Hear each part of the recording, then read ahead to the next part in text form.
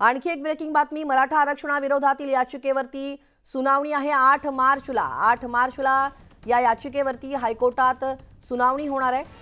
मराठा आरक्षणाविरोधातील याचिकेवरती ही सुनावणी 8 मार्चला होतीये। डॉक्टर जयश्री पाटील यांनी 10% मराठा आरक्षणाला विरोध करत दिवाणी रीट याचिका दाखल केली आहे। गुणरत्न सदावर्ते यांच्या वतीने न्यायमूर्ती गिरीश कुलकर्णी आणि न्यायमूर्ती जितेंद्र जैन यांच्या खंडपीठापुढे आज याचिका तातडीच्या सुनावणीसाठी सादर करण्यात आली। विनोद पाटील यांच्या वतीने मराठा आरक्षणाला समर्थन देत कॅव्हेट दाखल करण्यात आलाय। तर हे आरक्षण आहे ते आरक्षण कोर्टात टिकेल असा राज्य सरकारने दावा केलाय।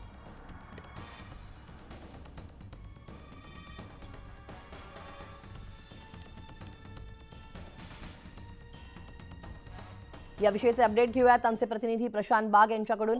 प्रशांत, काय सविस्तर तपशील? मराठा आरक्षणाविरोधातील याचिकेवरती सुनावणी आता 8 मार्चला होतीये। आपल्याला माहिती आहे की मराठा आरक्षण राज्य सरकारनं ज्यावेळेस जाहीर केलं 10%, 52%च्या व्यतिरिक्त दिलेलं 10% एससीबीसी मध्ये, या आरक्षणाचा तिढा काही संपायला तयार नाही। कारण मागासवर्गीय आणि शैक्षणिक दृष्ट्या मागासलेला समाज आहे, हे कायद्याच्या कसोटीत टिकणार आहे, ही राज्य सरकारची भूमिका आज कोर्टात त्यांनी पुन्हा एकदा मांडली। पण याच आरक्षणाला विरोध करणारी याचिका doctor Jayshree Patil, advocate doctor Jayshree Patil यांनी दाखल केली आहे।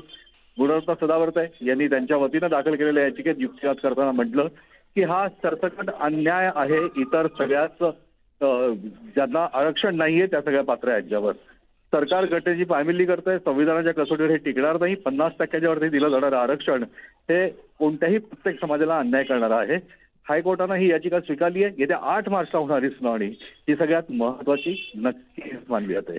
अगदी धन्यवाद प्रशांत दिलेल्या सविस्तर तपशिलासाठी। तेव्हा 8 मार्चला या याचिकेवरती हायकोर्टात सुनावणी होतीये। मराठा आरक्षणाविरोधातील जी याचिका आहे त्या याचिकेवरची जी सुनावणी आहे ती 8 मार्चला होणार आहे।